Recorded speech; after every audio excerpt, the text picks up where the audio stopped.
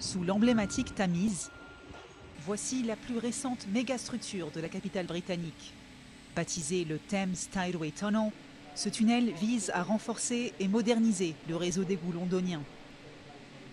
Dans un an environ, ce tunnel sera rempli d'eau usée, donc nous n'aurions pas intérêt à être ici. Mais voilà, nous y sommes. C'est une petite partie du tunnel qui fait 25 km en tout.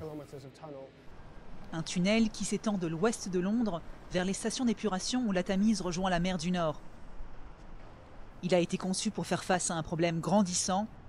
Par très forte pluie, les compagnies des eaux peuvent procéder à des déversements dans la rivière. Ceci afin d'éviter l'engorgement d'un réseau d'égouts qui date du 19e siècle et mis à rude épreuve par l'augmentation constante de la population. Lorsque le système a été construit, cela se produisait assez rarement, peut-être quelques fois par an. Maintenant, cela se produit en moyenne une fois par semaine. Au cours d'une année typique, 40 millions de tonnes d'eau pluviale, qui sont un mélange d'eau usée et d'eau de pluie, se déversent directement dans la Tamise. Le forage du tunnel a été achevé en 2022, après 7 ans de travaux, et a coûté près de 5 milliards d'euros. Lorsqu'il sera opérationnel en 2025, il devrait éliminer 95% des déchets qui se déversent dans la Tamise. Mais le bilan général des compagnies des eaux britanniques reste fortement critiqué. Sur l'île de Wight, au sud de l'Angleterre, les rivières continuent de charrier leur lot de rejets nauséabonds, suscitant la colère des riverains. Cet activiste affirme que l'un de ses enfants est tombé malade après une baignade. Je sais qu'au moins un de mes amis a eu le même problème avec un enfant du même âge sur une autre plage.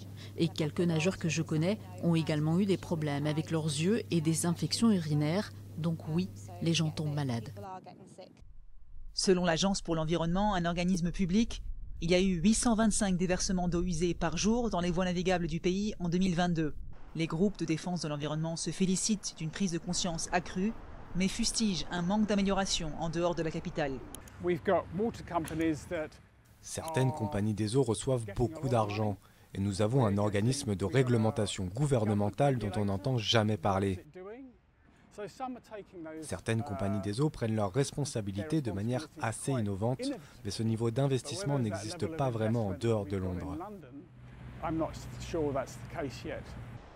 De nombreuses compagnies des eaux du pays sont actuellement sous grosse pression financière. La faute, selon les critiques, à une mauvaise gestion après leur privatisation dans les années 80. Le tunnel sous la Tamise devrait améliorer la situation à Londres, mais le reste du pays est à la traîne. Petite lueur d'espoir, le gouvernement a récemment annoncé que les compagnies des eaux seront passibles d'amendes illimitées en cas d'activité polluante.